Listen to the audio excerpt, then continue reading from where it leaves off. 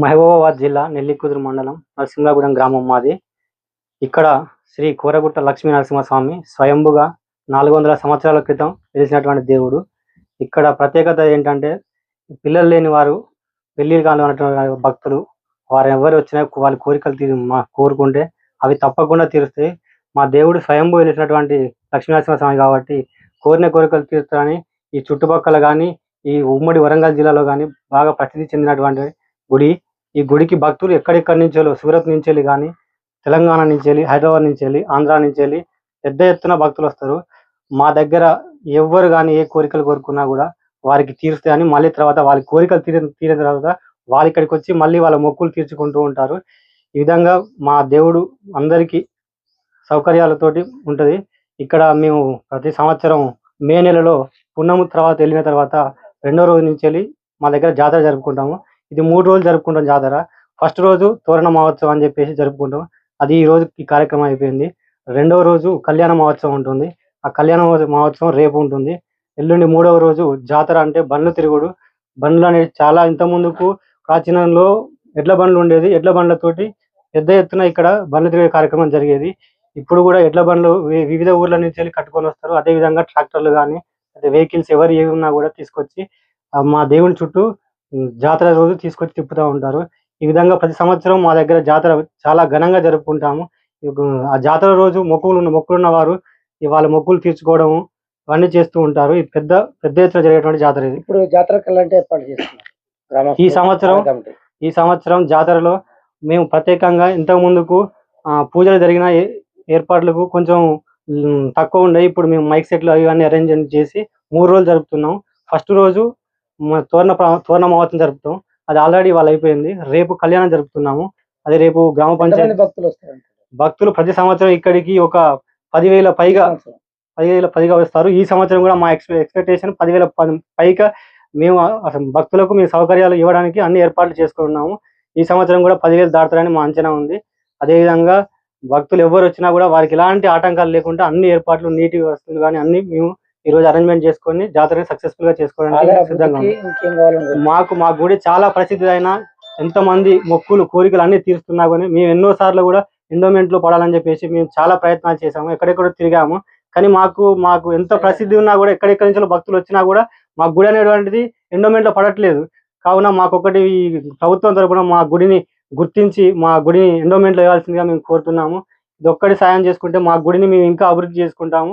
ఇక్కడ చాలా ప్లేస్ ఉంది మాకు చేసుకోవడానికి, దాతలు ఉన్నారు. కానీ ఎండోమెంట్ లో లేక మేము ఇంకా వెనుకబడిపోతుంది. కాబట్టి ప్రభుత్వం మా గుడిని తీసుకొని మాకు ఎండోమెంట్ లో వేయాలని చెప్పి కోరుతున్నాము.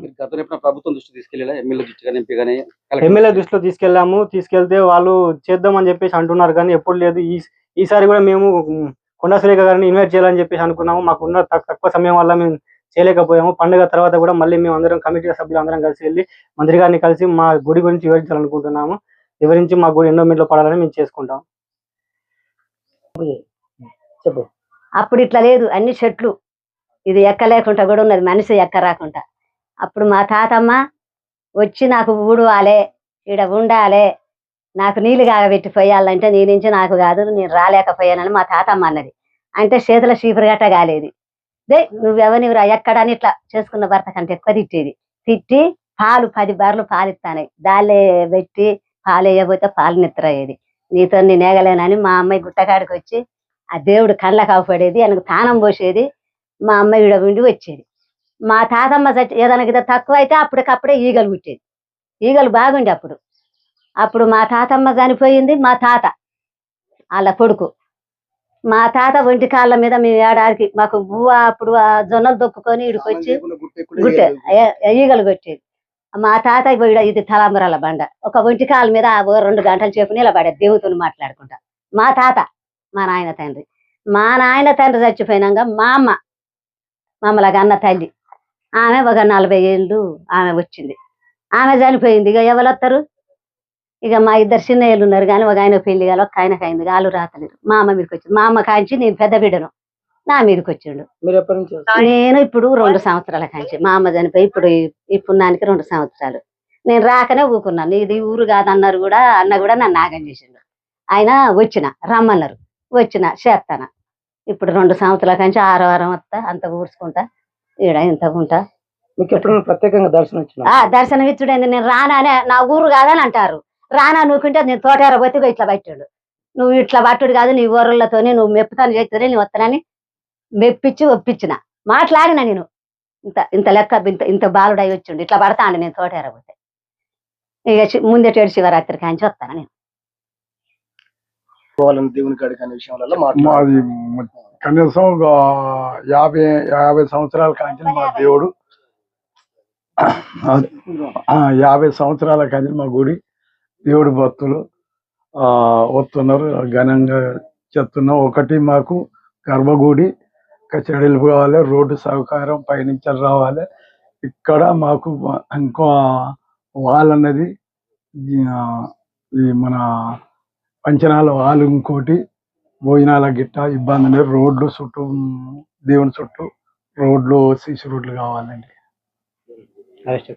ఉండదు ఒత్తిడి వస్తున్నాడు నీకు ఎలాంటి మా గుడి సహకరించాలి, ఎన్విరాన్మెంట్ పడాలి, ఎమ్మెల్యే గారు కూడా సహకరించాలి. గట్టిగా మాట్లాడాలి. కొండ కాంచెలు కూడా రావాలి, ఎన్విరాన్మెంట్లు వేయాలి. పైల వచ్చాడు జనం వస్తారు, మా సహకరిస్తాం. మా ఊరి జనాలని చిన్న పెద్ద అంతా సహకరిస్తారు. ఇప్పుడు భగవంతుడు ఎప్పుడు నిలిచిండు మాకు మా తల్లిదండ్రులకు కూడా తెలియదు. మా తాతల ముత్తాతలకు అప్పటి నుంచి నిలిచిన దేవుడు. కాకపోతే అప్పుడు ఎక్కడ ఉండు దేవుడు అంటే మా చిన్నతనంలో ఒక మన చింత చెట్టు అన్నది ఉండే, చెరుకులో ఉన్నాడు. ఎక్కి చూడడానికి కూడా అవపడకపోద్ది. బండ మీద ఉన్న ఒక విగ్రహం చూసి మొక్కేది. ఆ తర్వాత భగవంతుడి దయ వల్ల ఆ దేవుని భక్తితో భగవంతులు ఈ దేవుడు ఇచ్చే వరంతో జనాలు పక్క ఊళ్ళో వారే దేవుని డెవలప్ చేయాలని డెవలప్ చేయడం. మా ఊళ్ళో కంటే పక్క ఊళ్ళో వాళ్ళు డెవలప్ కోసం బాగా సుదేశిన వారు, వాళ్ళ పేర్లు కూడా దేవుని కాడ ఉన్నాయి. వాళ్ళు కావాలని కట్టించి ఈ అక్కడ బోర్డు ఉంటే ఒలిపించి ఆ గుడి కట్టించి దేవుని అంతా చేసిర్రు. సరే దయచేసి గవర్నమెంట్ మాత్రం ఎవరు కూడా అభివృద్ధి పొరుగురు వాళ్ళు మాత్రం దయచేసి వరకు వాళ్ళు అభివృద్ధి చేస్తారు, వాళ్ళ వారినే నడుస్తుంది. ఇప్పుడు కూడా గవర్నమెంట్ కూడా ఎమ్మెల్యే గారు 2 చేతులు దండం పెడుతున్నా మురళీనాథ్ గారికి ఇప్పటికైనా మా దేవుణ్ణి సరి చేసి ఆదుకొని డెవలప్మెంట్ చేయాలని 2 చేతులు ఎత్తి మా గ్రామవాసులు అందరితో తరఫున దండం పెడుతున్నా. కంపల్సరీ మా గ్రామ 4 మా మహిబాద్ జిల్లా వరంగల్ జిల్లా ఫస్ట్, ఇప్పుడు మహిబాద్ జిల్లా అయింది. వరంగల్ జిల్లా కాంచని ఈ దేవుని సహకరించి దేవుని భక్తులు ఎంతమంది అయితే భక్తులు ఉన్నారో అంతమందికి ఆ దేవుడు ఆదుకున్నాడు. అన్ని పనులు చేస్తే దేవుడు అదే నమ్మకంతో దేవుడు కూడా వరం ఇచ్చిండు. కోరుకున్న వరకు కోటి బంగారం ఇచ్చిండు.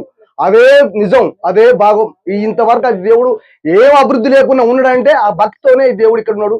ఏం వచ్చినా చాలని భక్తి ఉన్నాడు. దయచేసి ఈ గవర్నమెంట్ ఎమ్మెల్యే గారు కానీ ఎంపీ గారు కానీ దయచేసి కొండ సూర్యక మంత్రి గారు కానీ మన సీతక్క గారు కానీ వీళ్ళంతా దృష్టికి పోయి వాళ్ళందరి పాదాభిషేకం చేసి మా దేవుని డెవలప్ చేయాలని వాళ్ళ పాదాన 10,000 నమస్కారాలు చేసుకుంటూ నేను నాకు ఇచ్చిన అవకాశానికి ముగించుకుంటున్నా.